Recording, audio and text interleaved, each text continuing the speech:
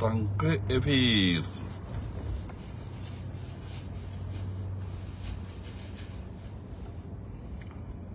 Tangkı Efир. Султан, привет. Как дела? Султан, слышно меня?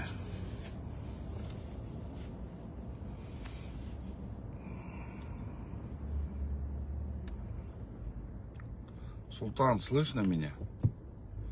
Мерим Асылбекова, саламатсызбы? Мерим. Ассаламу алейкум. Как дела, Султан? Султан, меня слышно еще раз? Все, спасибо.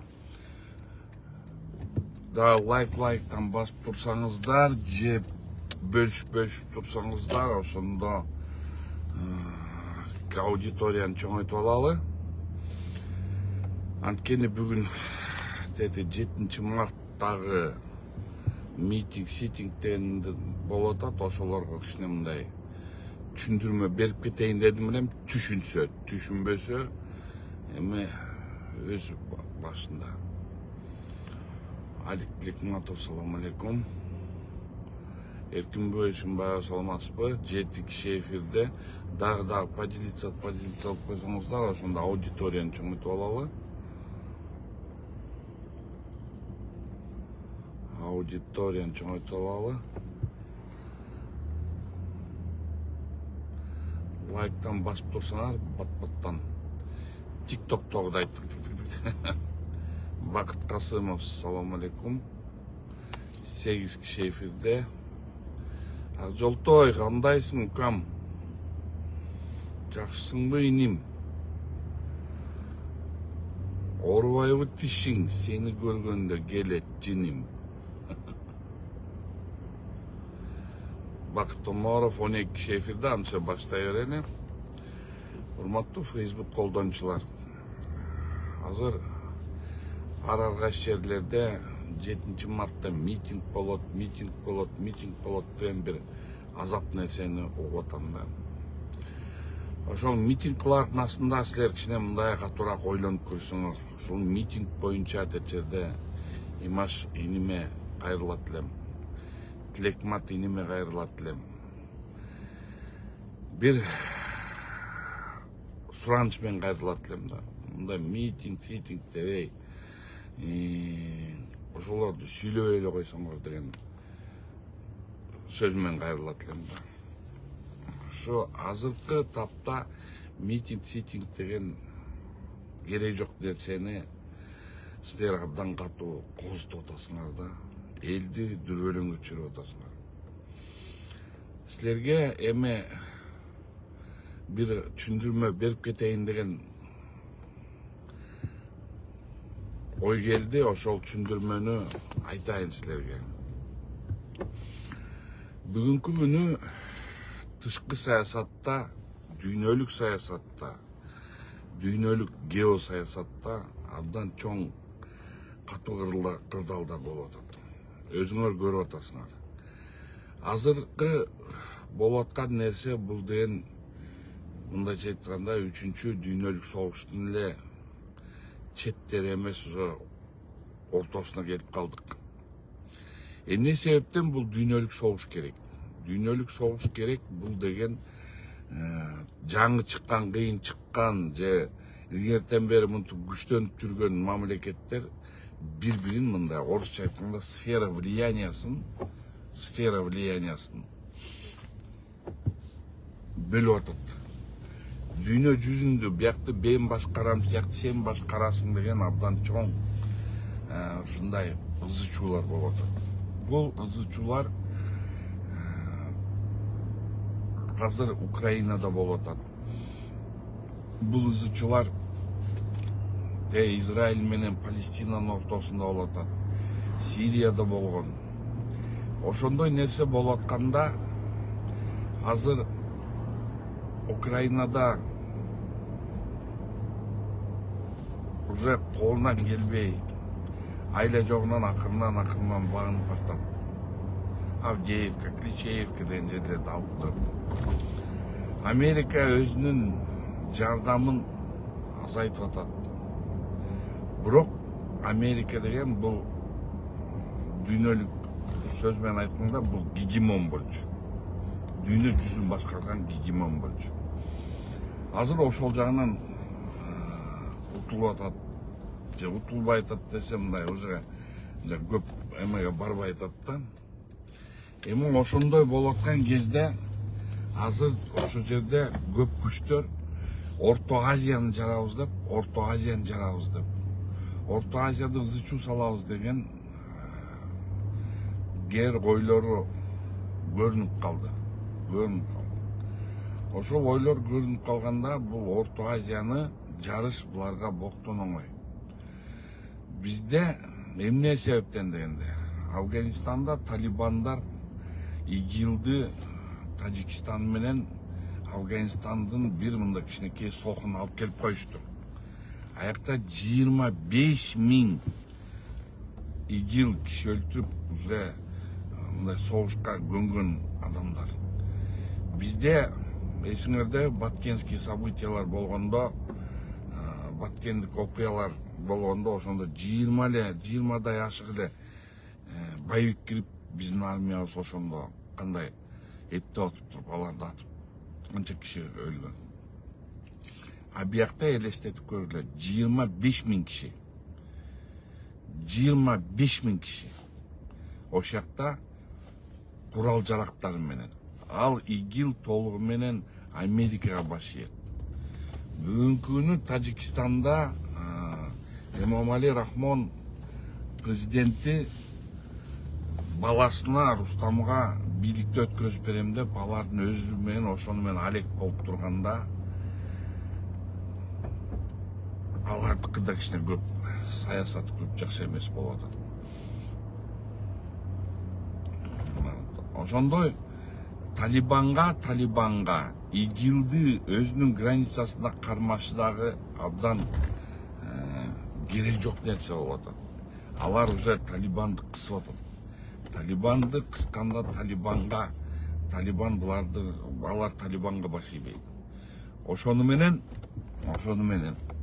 булар айла аргасыздан Тажикстан менен Афганистандын бир кичинекей жеринде олтурган немелер айла аргасыздан булар азыр бир жака кетиш керек. Ошондо прорыв кылыш керек. Афганистандык тажиктер бүт бары Тажикстанды коргойбуз деп границасына уже жашап алыптыр. То есть Тажикстан өзлөрүнүн границасын ошо Афганистан менен өзлөрүн коргоп кала алат. Бирок эч ким кепилдик бере албайт. Эртең күнү ошол ИГИЛ ошол жерден өтүп кетишти. Эч ким бере албайт кепилдик. Эртең күнү могу жерде бизде ызы чуулар башталса, ошол ИГИЛдер алып туруп мындай прорыв жасаса, эртең күнү эмне болобуз? Ошол 25 000 ИГИЛге туруштук бере алабызбы? Биз азыр бүгүнкү күнү тышкы саясат абдан оор болуп турган кезде президенттин кадамдарына деле карап атам. Муну пахта салып атат деп ойлобогула. Мен пахта салган жокмун. Мен болгонду айтам. Бүгүнкү күнү президент менен ГКМБнын төрагасына Камчык Кыдыршайычка, Садыр Нуркожоевичке экөөнүнө өтө эле оор заман башталды. Булардын мойнунда азыр Кыргызстанды, кыргыз мамлекетин сактап калыштын чоң бир эмелер турат. Азыр кээ бир эмелерди карайм, кээ бир кылган иш аракеттерин кылып туруп, мен ошолор туура деп ойлойм. Өңгөчөсү МКО менен НПОнун мыйзамын жогорку кеңеш алгандан бери кайра эле баягы блогерлер ошол жактан батыштан алган акчаларын актоо акташтын негизинде булар бүгүнкү күнү ушундай абдан ошол ызы чууларды көтөрүп атат. Ошол ызы чууларды көтөрүп эптеп кыргыз элинин бири-бирине тукуруп аткан кези азыркы маалда. Азыркы именно бири-бирине тукуруп аткан кези. Ушундай кезде олтурганда ички саясатты биз баарыбыз токтото турсак, имаш иним президенттик амбицияң бар болчу билем. Президенттик амбицияң азыр деле бар экен, аны да тастыктадым, мында көрдүм. Тилекмат, сен дагы иним, сен жакшы көрөм билесиң. Сен дагы ушу кичине токтото турсаңар болот. Ар бир нерсенин өзүнүн учуру келет. Бирок азыркы кырдаал ички саясатты тынчыраак жүргүзүп туруп, эптеп кыргыз элинде аман алып калалы. Мондай үчүнчү дүйнөлүк согуштун четинде турганда Кыргызстанды, биздин элибизди мындай сактап калалы. Сактап калганда кандай кылабыз? Биз деген бүгүнкү күнү биякта эч кандай революция деген нерсени, революция деген немени жасатпашыбыз керек. Ар бир нерсени Тилекмат мына мен карап турасың. Ар бир нерсенин өзүнүн учуру болот. Бирок тышкы саясат мондай чоң болуп аткандан кийин, ызы чуулар чоң болуп аткандан кийин, азыр эптеп кыргыз элин сактап калалы. Биякта азыр мына официалдуу түрдө баянчырак кимдер озвучивание кылды. 1000ден ашык дейт. Бул жерде конференция өтүп атты, ошакта унуттум. 1000ден ашык дейт. Спящий ячейкалар бар дейт. Спящий ячейкалар бар дейт. Ошто, Баткенде, Жалал Абадта, Бишкекте, Көлдө дейт. Эмнегедир Көлдө да бар экен, Бишкекте да бар экен. Спящий ячейкалар бар экен. Азыр ош жерден бир ызы чуу болсо, бул бир ызы чуу болсо, ошол ызы чуулар түзмө түз биздин кыргыз элибизге могу жанжалга жол ачып берет. Азыр инилерим суранат элем, мындай 7 август, мындай митинг, дегенге токтоткулачы суранычы силерден. Силер ошол элди азыр мондай козутуп, элди мындайча айтканда эме кылып салдыңар да, тиягынан бирөөнү сүйлөйт, экинчиси. Ооба, мен аларды, эки досту мен мактаган жерим жок. Мен аларды актаган да жерим жок. Аларда дагы мындайча айтканда өтө көп каталар бар. Өтө көп каталар бар.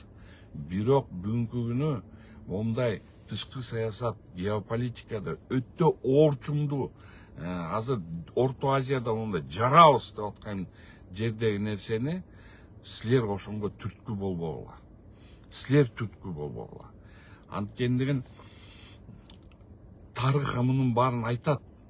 Эртең күнү ким ушакта жарып ушундай ызы чуулуу ийсе, ошол эртең күнү тарыхта калат.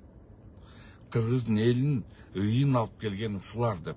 Андан көрө сураныч силерден, инилерим, мондай нерселерди токтоткулачы, сураныч, инилерим, өкүңөр тең инилерим.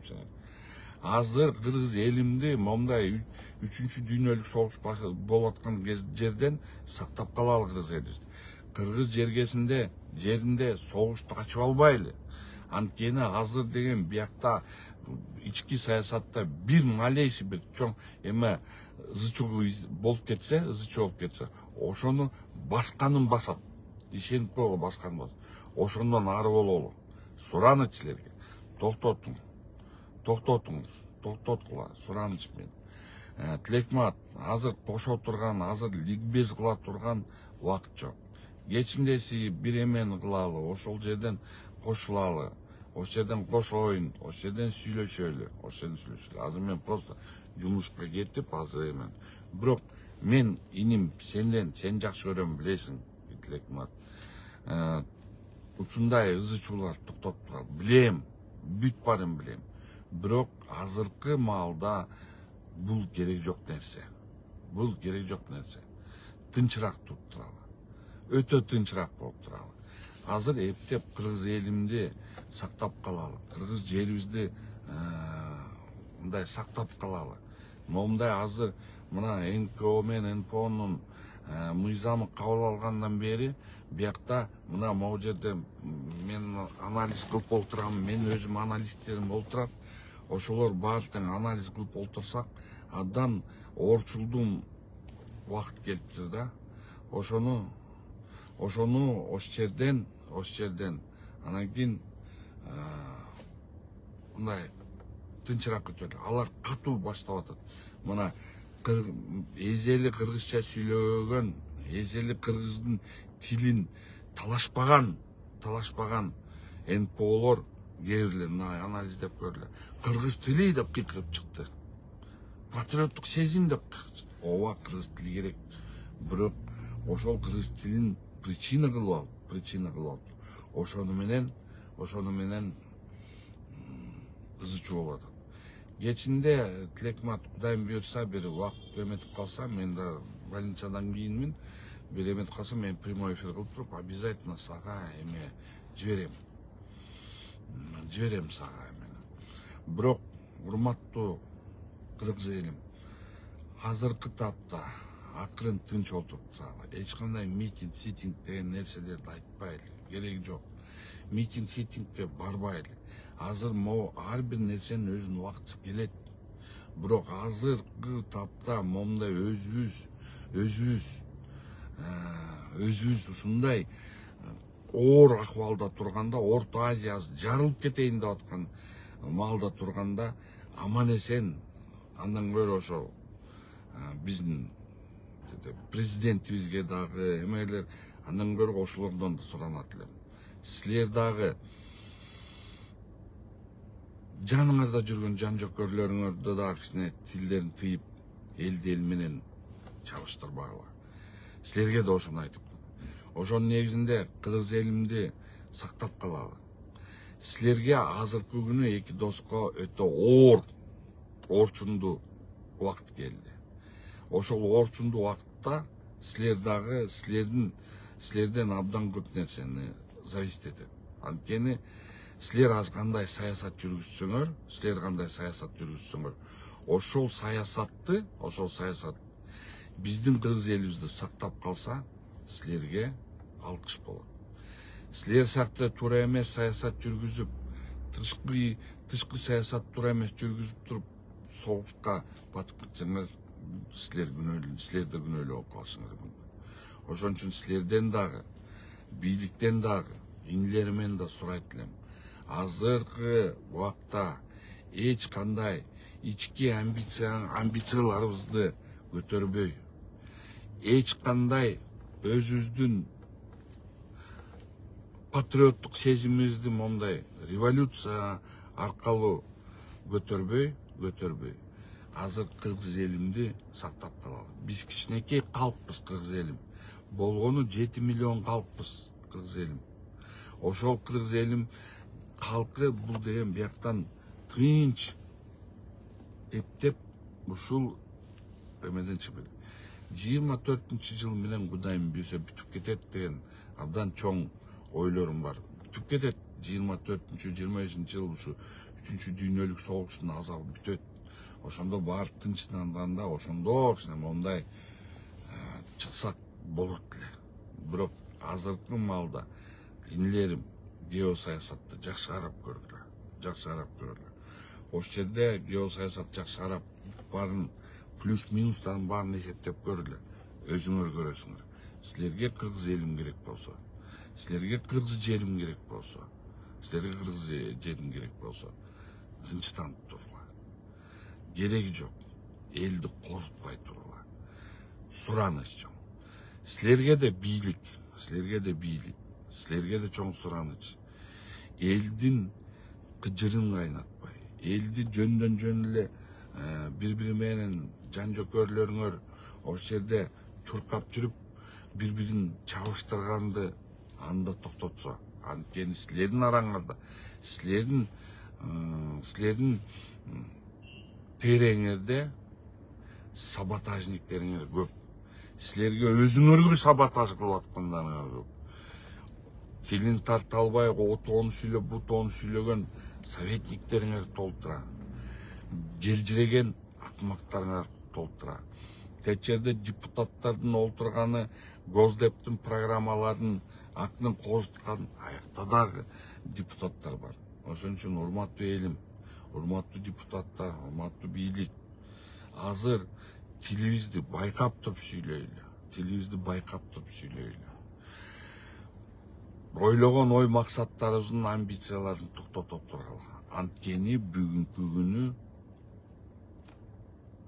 тышкы саясатта өтө оор кытал болуп турганда кыргыз элибизди сактап калалы. Кыргыз элибизди сактап калалы.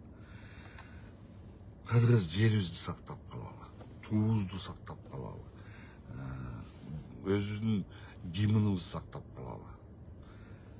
Ата-энелерди ыйлатпайлы, энелердин көзүн жаш чыгарбайлы. Балдар ата-аналарын. Ошон үчүн жашасын Кыргызстан, аман болсун. Бийликке акыл насаат айткандай болбойн, бирок айла жоктун кесепети силерге да ушундай бир посыл жиберейин. Силер дагы ойлоңгула. Жашаңыздар, аман калыңыздар. Жашасын Кыргызстан, алга Кыргызстан.